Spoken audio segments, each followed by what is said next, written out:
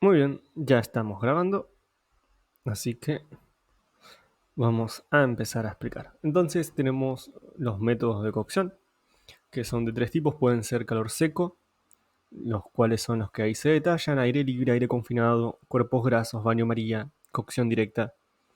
Tenemos microondas, que es simple, solamente microondas, y calor húmedo, hervido, vapor de agua, fuego lento, presión a vapor. Básicamente, si hay agua es calor húmedo, y si no hay va a ser calor seco. Bastante sencillito, pero no hay que olvidarse, porque te olvidaste de esto ya perdiste 5 puntos solamente por no saber eso. Forma de transmisión de calor: conducción, convección, radiación. Pensemos que conducción simplemente es cuando hay algún tipo de tacto entre una cosa y otra, entonces podemos decir que es conducción. En cambio, convección es cuando no hay algo que esté en contacto con otra cosa, más que nada en el aire.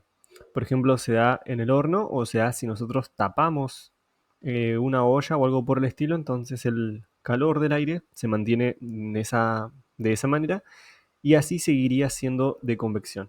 Y después tenemos radiación, que es, bueno, simplemente microondas. Ah, y también tenemos la subdivisión de natural y forzada. Puede ser de convección natural o forzada. Esto básicamente quiere decir si hay algún tipo de movimiento. Por ejemplo, si nosotros estamos haciendo un huevito a la sartén y nosotros agitamos nuestra sartén, decimos que hay una transmisión de calor por convección forzada. Si en cambio nosotros no revolvemos ni hacemos nada, simplemente dejamos que se cocine, va a ser natural. Ok, para empezar, básico: pareamiento enzimático y no enzimático. En el enzimático, el sustrato son los compuestos fenólicos.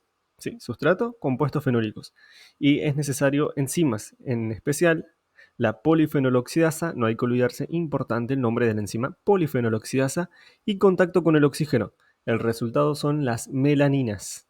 Después, en el orden enzimático tenemos varias. La más importante, reacción de Maillard, que es, bueno, la reacción de Maillard se da cuando hay una reacción entre el grupo amino de una proteína y un carbonilo de azúcar reductor. Muy importante aprenderse esa partecita: un grupo amino de una proteína y un carbonilo de un azúcar reductor. El resultado son las melanoidinas y los compuestos volátiles.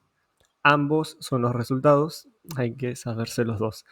Después, también como parlamento no enzimático, tenemos el ácido ascórbico, que se da en los jugos de fruta. Se debe a la descomposición del propio ácido ascórbico y se genera dióxido de carbono. En la caramelización, esto ocurre por deshidratación del azúcar, y sus productos son em, compuestos sulfurados, que ahí no lo dice, hay que agregarlo, pero esos son los resultados. Después tenemos las modificaciones de cada uno de los pigmentos.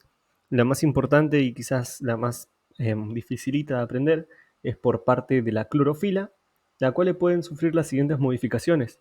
Puede sufrir a pasar a ser feofitina. Cuando la clorofila se calienta y en presencia de ácidos orgánicos, estos desplazan al ion magnesio de su centro. Y ahí no lo dice, pero se reemplaza por un hidrógeno. Esto es irreversible. Después tenemos el clorofílido, que es la hidrólisis del enlace éster con la remoción del grupo fitil catalizada por la enzima clorofilasa. Hay que saberse todo eso tal cual. Feofórbido: se elimina el magnesio y el grupo fitil, es decir, ambas. Y en la clorofilina se forma por acción de la alcálisis, es de color verde brillante, pero el medio muy alcalino puede provocar que se pierda el contenido de la célula por desintegración. Los anteriores tres no queremos que ocurra, y la clorofilina depende, pero los otros tres nunca, ya que dan un color desagradable. Entonces, ¿cuáles serían los métodos para la correcta cocción de estos alimentos que tienen clorofila? Un recipiente destapado para el escape de los ácidos volátiles. Acuérdense que los ácidos volátiles son los que van a hacer que se desplace el ion que se encuentra en el centro de la clorofila. Después tenemos abundante agua para tener una alta alcalinidad. Y también importante, que acá no lo dice, el tema de tiempo. Nosotros tenemos que esperar a que el agua hierva y ahí poner nuestros alimentos para que se cocine lo más rápido posible y así disminuir al máximo la pérdida de nutrientes. Por otra parte tenemos los carotenos, que son muy fáciles. En calor húmedo no reaccionan, y en calor seco lo único que van a sufrir es una intensificación de la coloración, siendo esta aún más parduzca. Y hay que destacar también que son liposolubles. Después, Antocianinas. La cocción de vegetales de este grupo debe hacerse a calor seco. Si se realizase en agua, es necesario conservar la cáscara, tapar el recipiente y hacerlo con poca agua. Es decir, nosotros intentaríamos hacer esto sí o sí a calor seco, pero si por una u otra razón lo hacemos a calor húmedo, tenemos que tener en cuenta estas cuestiones para hacerlo de manera correcta. Para que te quede un ejemplo, la remolacha sería una antocianina. Después, antoxantinas son solubles en agua, por lo que hay pérdidas de solución, pero no de color. Ejemplo de esto, la cebolla. Son solubles en agua, por lo que no hay pérdidas de solución, pero no de color. Es decir, que los nutrientes de la cebolla van a pasar al agua, entonces si después nosotros no consumimos ese agua en esa preparación, no vamos a estar consumiendo la misma cantidad de nutrientes que consumiríamos normalmente de una cebolla. Y después tenemos los compuestos fenólicos que se dan mayormente en las frutas. La reacción que estos van a sufrir sería justamente la reacción del pardeamiento enzimático, y la prevención de las modificaciones serían sumergir el alimento en agua para eliminar el contacto con el oxígeno, cocinando el alimento ya que el calor inactiva las enzimas, agregar jugo de limón para evitar el contacto con el aire o bajar el pH, y solución concentrada de azúcar o sal. Inactiva la enzima polifenoloxidasa, importante el nombre de la enzima, evita el contacto con el aire o baja el pH. Un bajo pH puede desactivar la enzima polifenoloxidasa también. Todo desactivar la polifenoloxidasa. Después tenemos confituras. Son los productos obtenidos por la cocción de la pulpa o jugos del grupo de hortalizas, frutas o tubérculos con el agregado de azúcar o mieles. Es decir, nosotros a una fruta, tubérculo o hortaliza le quitamos su jugo o le quitamos su pulpa, la cocinamos y además tenemos que agregarle azúcar. Tienen que cumplir esas tres condiciones para que sea una confitura. Ejemplo sería el dulce de batata, el dulce de membrillo, ¿sí? También tenemos los simples caramelos, la mermelada, la jalea, serían ejemplos de confituras. Después, importante saber cómo es la formación del gel de pectinas. Bien, sus ingredientes son pectinas, agua, azúcar y ácido. Son 4 ingredientes muy importantes saberlos y tenemos que saber qué es lo que hace cada uno. Bien, las pectinas van a adquirir elasticidad y van a formar la red tridimensional. ¿Okay? Gel de pectinas, pectinas, necesario. El agua va a disolver el ácido y el azúcar. Y bien, acá viene la explicación. Las pectinas, tenemos que sabernos la explicación, es muy importante. Explicado a grosso modo, las pectinas tienen que formar una red tridimensional y el agua debe quedar en el medio de esa red para dar esa consistencia de gel. ¿Qué pasa? Las pectinas, en vez de atraerse una con otras como nosotros querríamos, van a atraerse hacia el agua, ya que son muy hidrofílicas. Y al mismo tiempo las pectinas tienen una carga negativa y no se van a atraer entre sí mismas. O sea que tenemos dos problemas. Entonces nosotros resolvemos estos problemas con el agregado de azúcar, que compite por el agua y permite la gelificación. Es decir, nosotros agregamos el agua y nosotros agregamos el azúcar y el azúcar va a competir por el agua, haciendo que las pectinas no se puedan unir tan fácilmente con el agua. Así que tenemos por ahí, digamos, resuelto uno de los problemas. Y el otro problema se resuelve agregando el ácido, que añade iones de hidrógeno que reduce las cargas de las moléculas, haciendo que de esta manera se atraigan entre ellas. Y es así que las pectinas van a formar la red tridimensional, ya que el agua va a estar menos disponible y ya que cambiaron, digamos, su electronegatividad, y van a formar la red elástica tridimensional. Esta red elástica no se une completamente y van a quedar pequeños bolsillos o pequeños huecos. En esos pequeños huecos o bolsillos es donde va a entrar el agua. Y justamente esto es lo que va a hacer que forme esa consistencia de gel. ¿Sí? Entonces, en resumen, como dice ahí, las pectinas adquieren elasticidad y forman la red tridimensional. El agua va a disolver el ácido y el azúcar. El azúcar compite por el agua y permite la gelificación. Y el ácido añade iones de hidrógeno que reduce las cargas de las moléculas. Bien, sistemas dispersos. Esto es bastante sencillito, pero bueno, lo vemos. Sistema homogéneo formado por dos cuerpos de iguales propiedades y se dividen en sustancias puras, no pueden ser separadas por métodos físicos como la evaporación, por ejemplo. Soluciones pueden ser separadas por métodos físicos, se dice como la evaporación. Soluto es el componente que se encuentra en menor medida y solvente es el que se encuentra en mayor medida. Por ejemplo, en un sistema disperso de agua y sal, el soluto sería la sal, que es el que se encuentra en menor medida, y el solvente, el agua.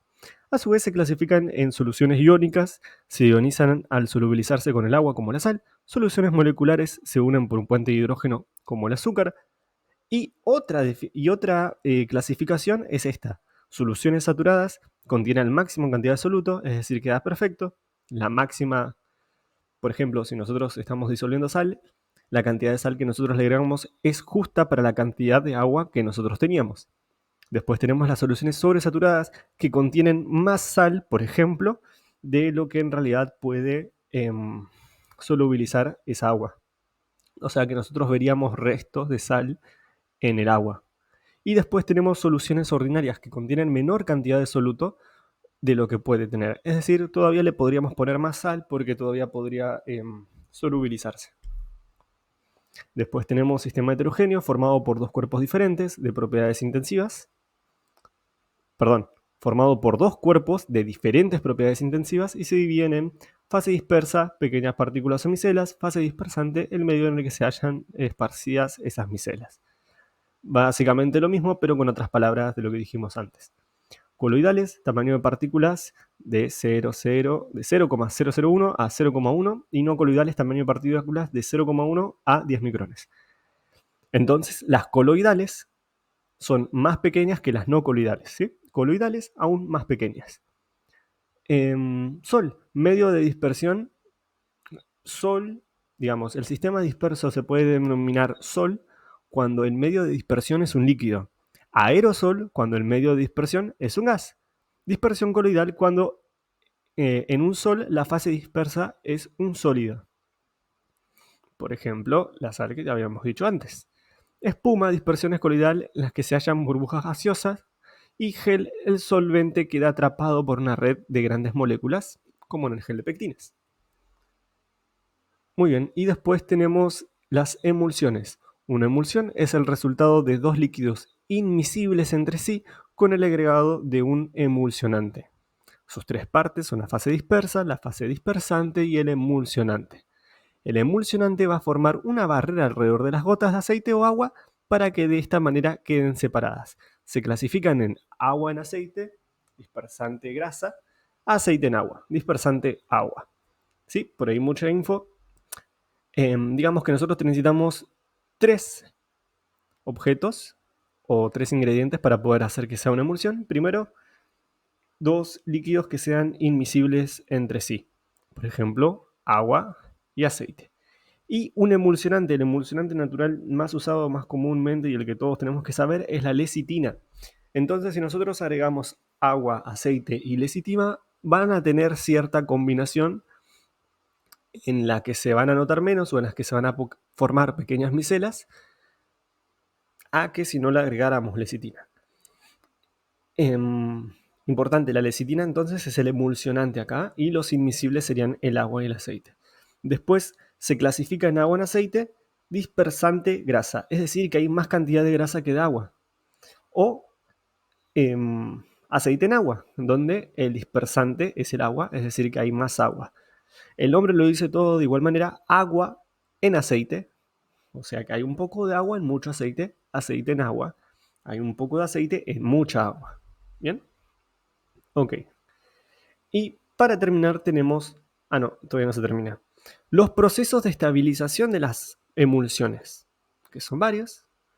Así que tensión superficial en la interfaz líquido-líquido. La tensión del interfacial es la fuerza necesaria para reducir el contacto real entre las dos fases. Las moléculas en la fase dispersa son atraídas en todas direcciones.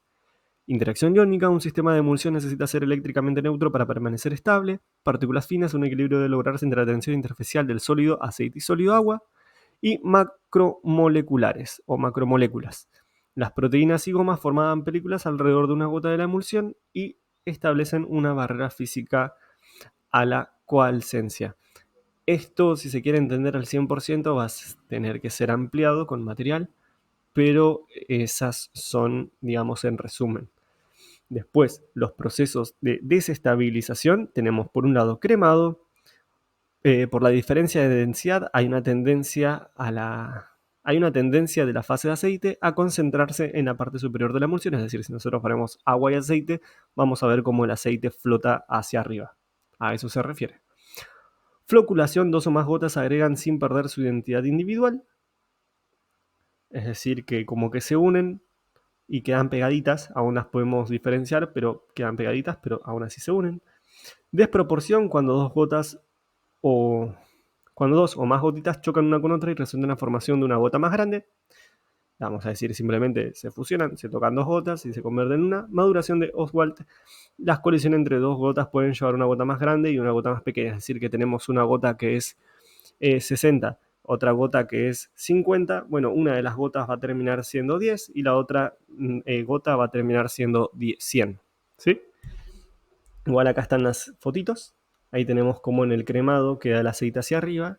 Después tenemos una floculación, que los puntitos, digamos, se unen, pero aún conservan su identidad. O sea, nosotros podemos diferenciar unas y otras. Desproporción, este era cuando, sí, cuando se unen, es decir, cuando se fusionan completamente, ya pierden la identidad. Y la mutación de Oswald, que vemos que algunos quedan más grandes, otros quedan más pequeños una vez que colisionan entre ellos. Y con esto sería un súper enorme resumen del eje temático 1. Ahora vamos a verlos en el próximo video.